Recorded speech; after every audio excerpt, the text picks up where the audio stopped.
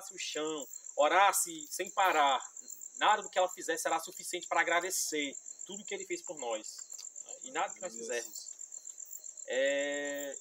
Foi um amor desinteressado, Lucas 9, verso 22 ao 24, dizendo: é necessário que o Filho do Homem sofra muitas coisas e seja rejeitado pelos anciãos, pelos principais sacerdotes e escribas, seja morto e ressuscite ao terceiro dia.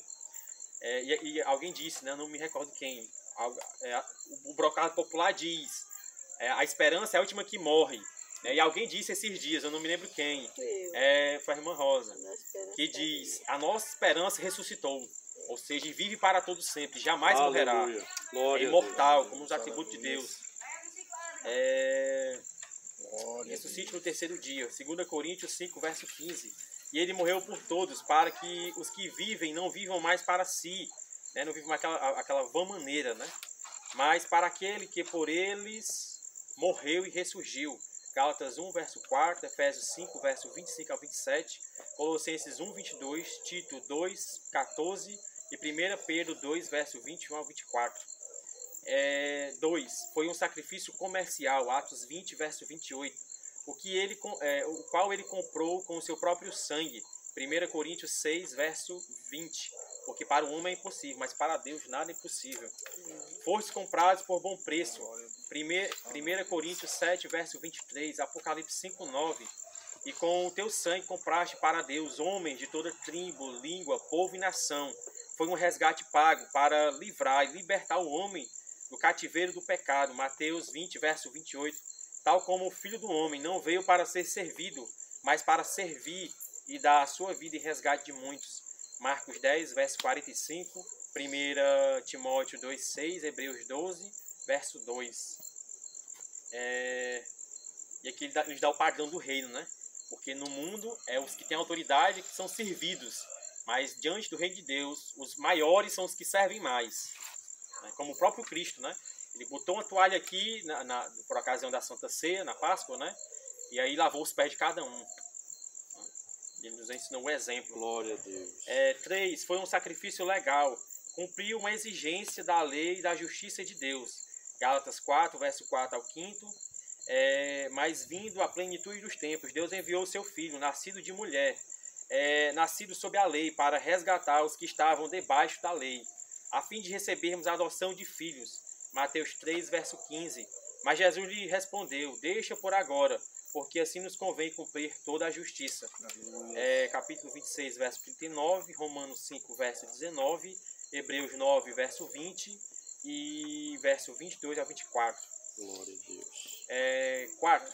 Foi um sacrifício vicário por 4 motivos. 1. Reconcilia o homem com Deus. Como a gente já disse, né, que não é automático.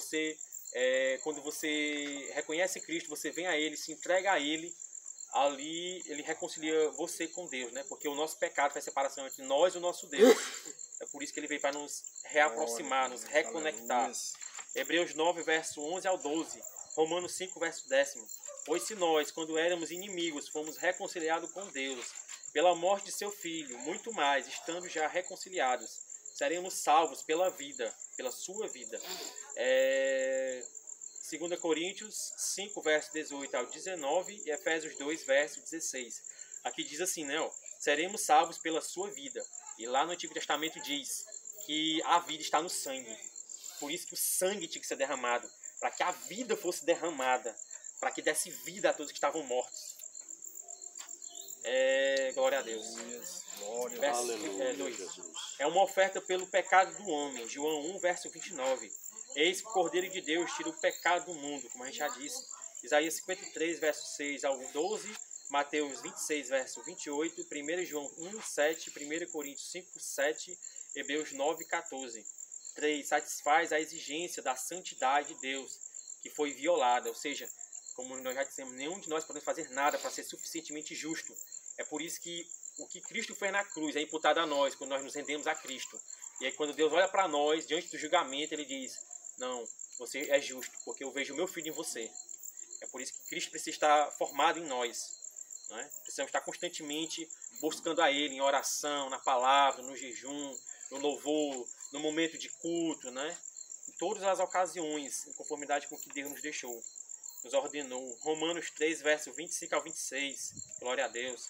Deus o propôs para a propiciação pela fé do seu sangue, para demonstrar a sua justiça pela remissão dos pecados, dantes cometidos sob a tolerância de Deus, para demonstrar da sua justiça neste tempo presente, para que ele seja justo e justificado daquele que tem fé em Jesus.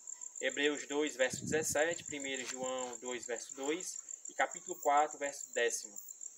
Quarto, foi substituta. Cristo nos substituiu na cruz, como já foi dito. Lucas 22, verso 37. Com os malfeitores foi contado. Levítico 16, verso 21 ao 22. Isaías 53, verso 5 ao 6. João 10, 11. Romanos 5, verso 6 ao 8. E 1 Pedro 3, 18. Aleluia. Como ele era justo, né? Quando ele foi sepultado, foi na sepultura de um justo.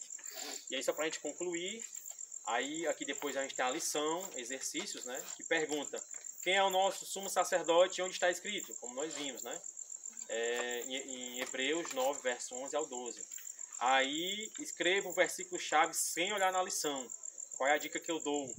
Venha aqui na lição e medite aqui, né? Leia 1, 2, 3 vezes e procure dizer sem ver, e aí depois você vem para a lição e escreve. Né? É assim que a gente vai exercitando a mente. E aí a gente escreve sem ver. Aí quais são os aspectos do sacrifício de Cristo? Moral, comercial, legal, vicário, como nós já vimos. Por que foi um sacrifício comercial? Porque foi pago um alto preço. Aí você vai lá na lição, vê onde tem sacrifício comercial e vê aquilo que, né, se você quiser botar tudo, você pode colocar. Se você sentir da parte de Deus uma parte específica, coloque. Né? E 5. Quem foi que Cristo estava substituindo quando morreu na cruz? Né? Já foi dito também. Prove na Bíblia, aí tem uns versículos. E aí tem um vocabulário para os irmãos ver. Queria agradecer a Deus a oportunidade por essa lição, por mais esse momento. E por tudo, né? Até mesmo por essa aula, porque se não for ele a nos capacitar, né? Eu estava lá em casa dizendo, meu Deus, o que é que eu vou falar hoje ali? Porque o dia hoje foi bem desafiador, né? Não tava...